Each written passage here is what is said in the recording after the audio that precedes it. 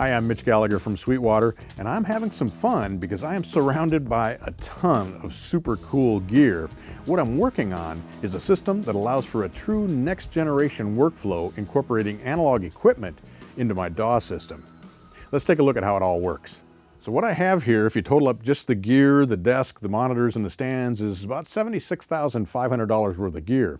When you add in the computer, you add in all the cabling and everything, we're probably somewhere around $85,000 worth of gear, but this is an incredible rig that gives you so much power. What we have here is all analog processing. Every one of these pieces of the gear that's beside me are truly analog from input to output, but each one is digitally controllable. Now, because they're digitally controllable, we can hook them up to the computer by either Cat5 or Ethernet or USB and control them from either a plug-in or an app running in the computer. Now, what this allows is for you to do everything basically from inside your DAW. You open up the plug-in, you control the piece of gear. When you save your session in the DAW, your settings for that piece of gear are saved as well, so you don't have to worry about recall. Everything jumps back exactly where it was. Let's take a tour through the system, and then we'll look at how it all works when you incorporate it with the DAW. So the heart of the system is a Macintosh computer. It's tucked down below, and I've got that hooked up to a USB hub. It's hooked up to a Thunderbolt dock, and it's also hooked up to a Cat5 or Ethernet switch. And that's where all this gear connects into the computer. Now, all the inputs and outputs from the gear are routing here into this Flock Audio Patch XT. This is a 192-point patch bay, but the beauty of it all is that it's digitally controllable. Fully analog patch bay, but we can switch all the connections using an app in the computer, as we'll see. But also all the inputs and outputs from my audio interface, in this case an Apogee Symphony Mark II with 32 inputs and 32 outputs, are also going to the patch bay. Super versatile because I can connect anything to anything in any order that I want. I should mention that all the gear is mounted here into this Argosy Aura desk, which is a beautiful desk. And we've got an RAB audio sidecar rack as well. The power for everything is coming from 3 Blackline Audio PG2 power grids. Now, moving on to the gear. First up, starting here on my right, we have a Wes Audio NG bus comp. Now, this is a stereo analog bus compressor with a lot of features. Chief among those is that it's fully remote controllable from inside the DAW, as we'll see. But it gives you everything from control over harmonic distortion to inserting an iron pad, which is basically a transformer, bringing that into the system as well. So we have a lot of control here for shaping our signal on the bus. Below that, I have inputs to my system. This is a 1073 OPX from Neve. It's an 8-channel 1073 style preamp that's fully remote controllable. Of course, you can control it from the front panel as well. Now, I've got it hooked up via analog connections feeding into the Flock Audio patch bay, but you could also hook this up by USB, or you have the option of Dante and ADAT as well. I already mentioned the Apogee Symphony Mark II is my audio interface here, 32 inputs, 32 outputs. I've also got the optional control for that as well, so I have remote control over the volume and some of my different settings here right on my desk. Below that, I've got 4 Bettermaker processors.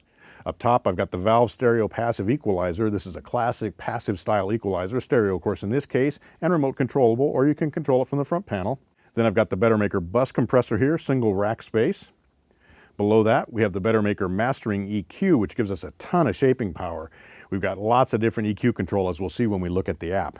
Rounding out this rack, we have the Bettermaker Mastering Limiter 2. Again, a super powerful processor. Does everything from straight ahead limiting to clipping to, man, all kinds of stuff, as we'll see. Again, great for shaping your final output, but also great on individual tracks. Moving to the rack here on my left. Up top, it may seem strange to have a piece of gear in your rack that doesn't have any controls on it, but the APB-8 actually is an analog processing box. What it does is it powers plugins that run inside your computer. So you insert the plug-in, audio flows through that plug-in into the analog processing in the APB-8, and then comes back out. So we can have EQs, we can have compressors, dynamics processing, and so on. This is the 8-channel version. There's also a 16-channel version, the APB-16. Below the McDSP, we have the Cranborn Audio Carnaby. Now, this is a harmonic EQ, very cool EQ, a new twist on the whole equalization thing where they're allowing some saturation and some distortion to be used to enhance the signal along with the EQ. Again, a lot of possibilities here. It's a stereo unit, or we can operate it in mid-side, or we can operate it as dual mono. Below that, we've got another Wes Audio piece. This is the NG2BQ. Like the NG bus compressor we saw first, super powerful equalizer. We can bring in total harmonic distortion. We've got that iron pad again for bringing in some of that transformer flavor. Lots of control here. And this again can either be stereo, dual mono, and so on. Next up, we have the Wes Audio NG76 limiting amplifier. Now this is a classic design, but it gives you some additional features such as saturation. We've got a THD control, and you can actually chain two of these together to get stereo. At the bottom of this rack, we have a West Audio Titan. Now this is our remote controllable 500 series chassis. And in this chassis, I've got three of West Audio's Phoebes, which are remote controllable mic preamps. I've got the Hyperion, which is a stereo EQ. And next to that, we have the Dion, which is a stereo compressor. Rounding out the Titan rack, I have an AMS RMX16 reverb unit. Now this isn't remote controllable, but you can save presets and recall them very quickly right here from the front panel. I'm listening to everything on Barefoot Audio Footprint 01s, and they're being supported by Footprint 38-inch stands from Sound Anchors. I'm isolating those monitors using Projax isolators. So let me spin around here and we'll start looking at how the software interfaces with all this gear and how we can take charge of it from right inside our computer. So the concept of what we're doing is we're routing audio out of the tracks in Pro Tools through inserts in the Pro Tools track, which come to the Symphony I/O. The in and out from the Symphony I/O connect to the patch bay. Then the gear all connects to the patch bay, so we can route those Symphony I/O connections to the gear, comes back in, comes back to the insert, and continues on through. Let me show you visually what's happening. It's a little easier to follow in that case. So here I've got my eDrums track.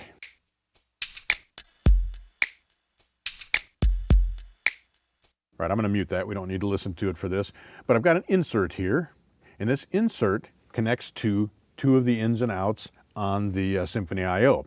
So the output from the insert is coming out of two of the outputs, and the input is coming back in. So now if we jump over to the Symphony I/O app, we can see what's happening here a little better. So analog 5 and 6, these are my outputs coming from the track in Pro Tools. So this is a signal feeding out of the Symphony I/O. It's coming into the patch bay. If we jump over to the patch bays app, there we go. This is where we set up all of our routings. So in this case, I've got Symphony I/O 5 and Symphony I/O 6, which is where our signal's coming out. That's across the top here. It's feeding down into, actually it's coming into the Carnaby EQ, and then the Carnaby EQ is feeding into the NG bus comp, and then the NG bus comp is coming back in to inputs 5 and 6 on the Symphony I/O. So our signal path is Symphony I/O, patch bay connects to the Carnaby EQ connects to the bus compressor goes back to the patch bay goes back to the Symphony I/O, and then back into Pro Tools. It sounds complicated, but it's just as if you're taking patch cables and hooking all these things together. The beauty is that it's all completely under digital control, and it's all immediately recallable. So if that makes sense, I've got my outputs here, inputs for my Carnaby on the patch bay, outputs from my Carnaby here on the patch bay, inputs to the bus comp, outputs from the bus comp, and then back into Symphony. And then we are back into Pro Tools. And the cool thing is, when I open up this app, I've got a complete representation of everything that's happening with this NG bus comp. So if I move a control here, my wet-dry blend, you can see that's moving on the face of the bus comp. Now it works the other direction as well. If I push a switch, it will turn on and off inside the app. Or if I move a control on the hardware, it moves in the app. So I've got two-way communication. All this can be saved, and all of this can be automated as well. Now, of course, we can also save presets. We have all kinds of other stuff we can do for controlling these. We can set up banks. We have different configurations we can switch among, and so on. There are tons of features in each one of these pieces of gear. Now, I mentioned the Carnaby EQ is also in our signal path. That does not have a plug-in for Pro Tools. It's not AAX compatible yet. That's on the way. It's currently only compatible as a plug-in with VST3. However, there is an app for that, standalone app, which is right here. So just like with the NG bus comp, when I move a control here, it moves over on our Carnaby EQ. And likewise, if I move a control on the Carnaby EQ, it moves here inside our app as well. And this can be set up as dual mono, stereo, or mid-side. And again, we have tons of features here. We have presets, different presets for each side if you want. If you're doing mid-side, we've got low cut, high cut. It's a very powerful EQ that sounds fantastic. So let me show you how easy it is to set this all up. I'm going to go ahead and close this down. I've got some of these other inserts that are going here as well. I've got my kick drum is going to the NG76.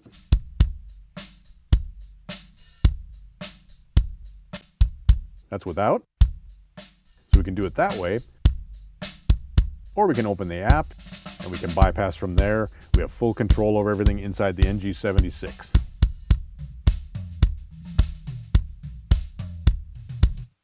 I've also got the valve stereo passive equalizer, which is actually on my drum overheads.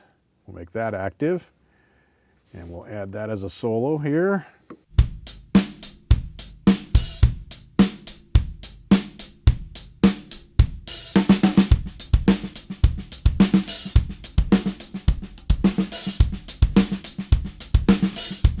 That's a great sounding EQ, and again, I have total control over that, and it can be fully automated inside Pro Tools. A nice thing here is we can actually display both channels of the stereo EQ, and if you split this to mono by choosing just one or the other to dual mono, you can control them independently, or you can link them together for stereo. And we have a great graphic display here at the bottom that shows us exactly what's happening with those EQs. In addition, I've got the mastering EQ on my drum room mics. It's a fantastic EQ, and it sounds great on the drum room in this case. Let's listen to a little bit of that.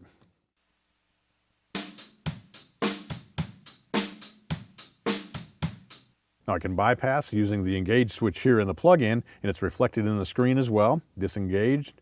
Bring that back in. You can see the curve is changing here, and it's also changing in our display here. We can choose to either look at the EQ curve, or we can actually look at an RTA if we prefer.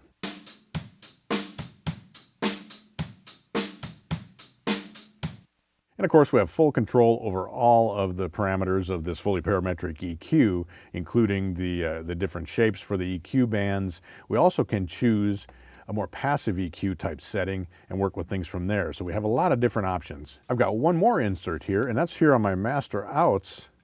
I've actually got the Bettermaker Mastering Limiter 2.0 on that one. So if we engage that insert and we open up the plug-in, here's our mastering limiter. As you can see, it has tons of features.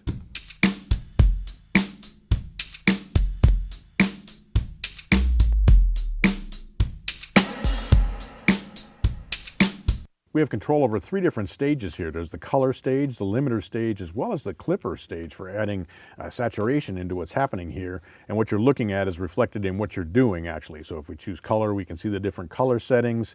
Basically, that's an EQ that's adding harmonic content to that. We've got a limiter, and we've got, again, that clipper that we can work with as well. So we have a lot of power here for shaping our master output. Very, very cool mastering limiter. Let's continue on our tour through the gear that we have here in this desk. I'm going to jump to the McDSP APB8, the analog processing box. Again, this is the 8-channel version. There's also a 16-channel version. And what this allows us to do is insert an analog processor into mono or stereo tracks up to 8 channels with this box, or 16 with the 16-channel version. Here's how it works. So if I solo my, so let's say my electric bass.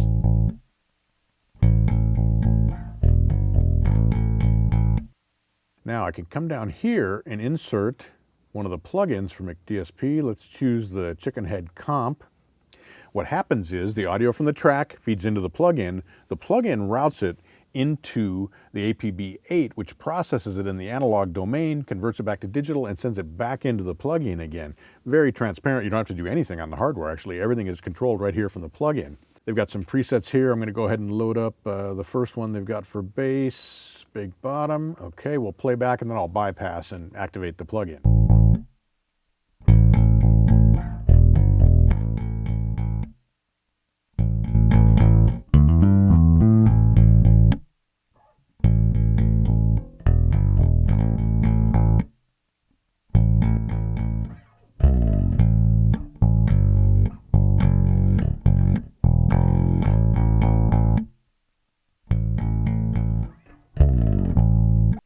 Great sounding plugin. There's a selection of plugins that come with the APB8 when you purchase that.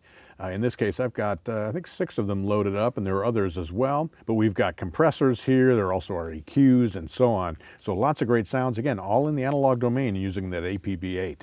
Now let's jump down to the Wes Audio Titan, this 500 series chassis here with, again, that big extra that it connects to the computer by Ethernet or USB, and we can control it using plugins. Actually, what we're controlling are the individual modules that are inside that rack that are compatible with the system. In this case, I've got 5 different Wes Audio modules installed. So I've got 3 preamps here, 3 of the Phoebe preamps. If I were tracking, I could go ahead and open up a channel here, put in the Phoebe plugin, and that would give me control over the modules that are right here inside the 500 series chassis. Now we can switch among the 3 different ones that I have installed here inside by clicking here, slot 1, slot 2, slot 3, and so on. So I've selected slot 1. That means I'm controlling this first Phoebe in the rack. And you'll see again, as we change the gain, it changes on the module itself. As we hit the switches, we're changing the settings, and so on. So for tracking, this is super easy because you could have these mounted remotely. You could have them in your tracking room and be running a long Ethernet cable and controlling it from there to give you the shortest possible microphone cable if you want to work that way. Now again, we could move to another track. We could switch to the second slot, so we can be controlling all three of these independently. Now let's take a look at how we'd insert this Hyperion stereo EQ on a track. I've got a stereo electric piano track here.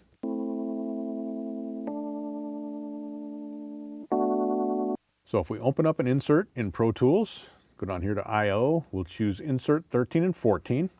So that opens up, and now if we go to our Flock Audio Patch Bay app, we can choose, actually what we need to do is set that up as a stereo send. We'll click this here, come down here to pair 13 and 14 together. Now I also want to unlock those, which separates the inputs and the outputs, so we can insert those separately, as we'll see.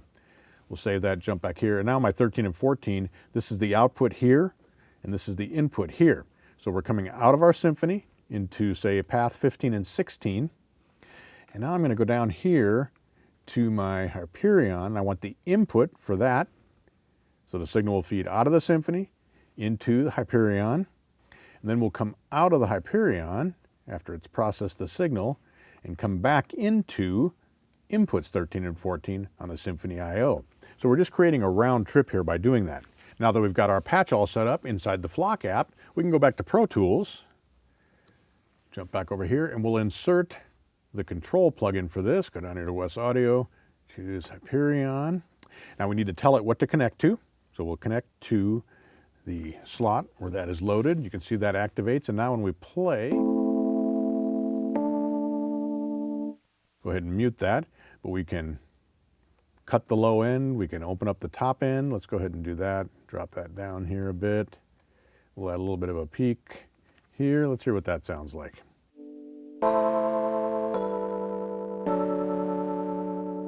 That really brings out the attack in the signal, and we can also hear some of that almost ring modulator like growling that's going along with that. It's very cool.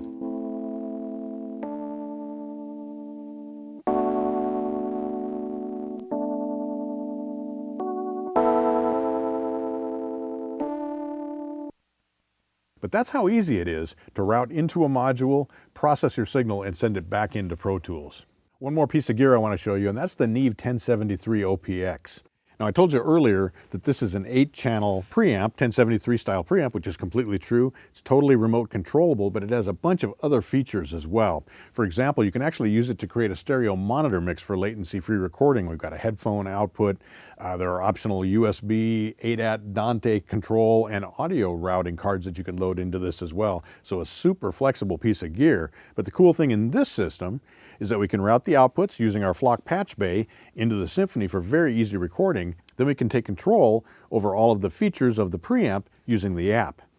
So if we go back to our Patch Bay, open that up, we go down here to our OPX. Let's say we're going to use channel 1. We'll put that into path 18. Doesn't really matter where it is. It's just a Patch Bay. And we're going to bring that into one of the inputs on the Symphony. Now I need to separate my inputs and my outputs. So let's go to number 15 here. We'll separate that, save it, jump back here. Now I've got my output for Symphony 15 here and our input here. So this is the one we want. So now at this point, connect a microphone to input number 1 on the OPX, and it's going to feed right into the number 15 input on the Symphony, and we can record that in Pro Tools. Now we take charge of that by opening up the Neve app, which is here, and this gives us a graphic representation of everything that's happening inside this 1073 OPX. So we can control the gain. You'll see as I turn it here, it changes on the screen. So we boost it 5 over here as well. If we engage the pad, we can do that here. We can also mono if we're using this for monitoring and so on. So we have control over all the different features. Now with the Neve app or with the Carnaby app that we were running earlier, we can save these as presets and reload them very quickly. We can save our configuration in the patch bay and reload that very quickly. So we can have any number of different presets that are set up, our stored routings that we can instantly access. So we could have a routing that records all 8 channels of the OPX into the Symphony, for example. We could have another routing that's just for mixing with everything engaged here. We could have a routing that uses our 3 Phoebe preamps. So whatever we want to do, we can save a routing for that patch bay. Super cool. And then in Pro Tools, anything that has a plugin, all that's going to be remembered along with our session. So if we close Pro Tools and we open it back up, everything is going to come back to exactly where it was. It's a super slick way of working. I really have had a blast putting this studio together. It's not often that you get a chance to just sit down and from scratch put together basically an $85,000 studio. A lot of fun, but a lot of really cool gear here. The Wes Audio gear, the Neve preamps, the Bettermaker gear, the APB, the Carnaby EQ. All these are fantastic processors just as analog processors. And when you add in that digital control from inside your computer, it takes it to a whole new level. And it takes the idea of a hybrid studio to a whole new level as well, because we have all this hybrid processing happening, digital inside the computer, all this analog processing that we're doing in outboard gear, and yet we still have complete control over it from within the DAW. It's a true hybrid approach, and it's a true next generation workflow for your studio. If you have questions about any of the gear that we've talked about here, anything you see in these racks, including the Blackline audio power supplies, the Aura desk from Argosy, the RAB audio sidecar, anything you might have a question on, contact your Sweetwater sales engineer for all the answers, or head over to sweetwater.com to check everything out there as well. Thanks for joining me today. I'm Mitch Gallagher from Sweetwater.